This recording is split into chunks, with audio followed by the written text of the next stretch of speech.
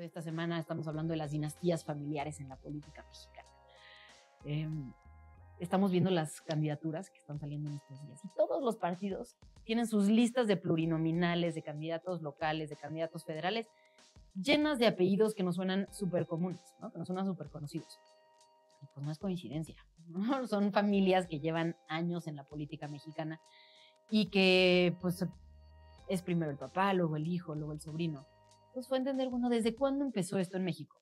Una vez más encontramos que es una cosa que tiene la política mexicana pues siglos, ¿no? O sea, desde la familia Moctezuma, cuyos herederos seguimos viendo actualmente en la política mexicana, hasta casos muy particulares, ¿no? Se me ocurrió preguntar en Twitter, oigan, si voy a hablar de dinastías familiares, ¿qué familias tengo que mencionar sí o sí? O sea, no tienes una idea de la cantidad de respuestas que recibí.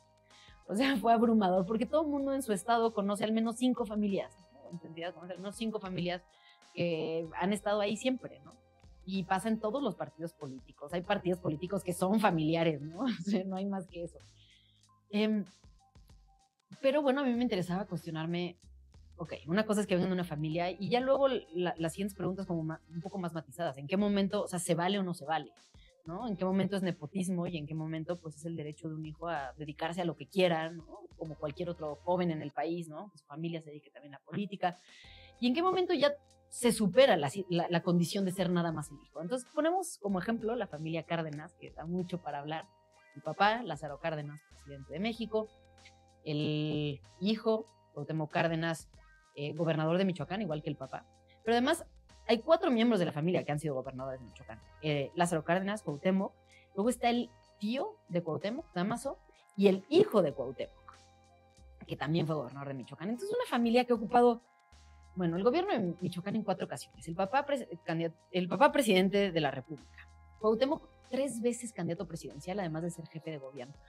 ¿No? Es decir, bueno, ok, es una familia que ha ocupado muchos cargos de poder, pero pues uno no podría decir que Cuauhtémoc es nada más el hijo de Lázaro, ¿no? Se convirtió en una figura importante de la izquierda, ¿no? Él mismo se convirtió en un referente, hizo un trabajo pues que fue clave para la transición democrática, ¿no? Entonces te permite entrar a cómo se construyen estas dinastías familiares, en qué punto es legítimo, en qué punto no, y realmente en dónde radica el privilegio, ¿no? Porque muchos imaginan así que la transmisión es nada más del papá al hijo, le pasa el cargo.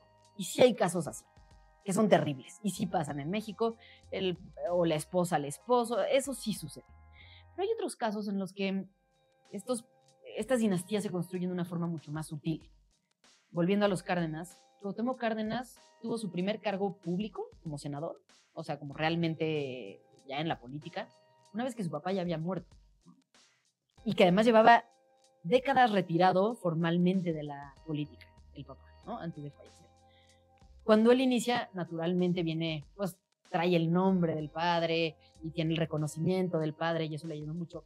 Pero también tiene otra cosa, y es que él se forma en un entorno en el que su papá es un héroe patrio, ¿no?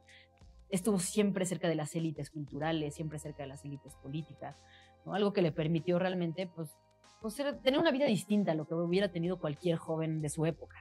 Entonces, ese tipo de ventajas, de privilegios que hacen que un personaje, pues sí, naturalmente tenga una inclinación por la política, pero además pueda avanzar mucho más rápido, es lo que tendríamos que estar pensando, bueno, hasta qué punto es justo y hasta qué punto también es bueno, ¿no? Porque sí queremos tener políticos que tengan, ¿no?, este bagaje cultural, este bagaje político, que puedan entender la complejidad del gobierno. Entonces, creo que es un tema interesante, a mí me pareció apasionante y encontramos una historia increíble con esta familia, pero con todas las que investigamos en el camino también. Sí, porque viene también la pregunta de si se necesita una renovada generación política, ¿no? O sea, vemos ahorita las listas plurinominales y son gente que ya conocemos, que no trae nada nuevo, ¿no? Que hasta sabemos casi cómo va a terminar la historia en los 3 o en los 6 años próximos. Y quizá también ahí, reitero, creo que a las juventudes nos hace falta muchísimo más interés real, legítimo, por construir por tener una voz política importante, ¿no?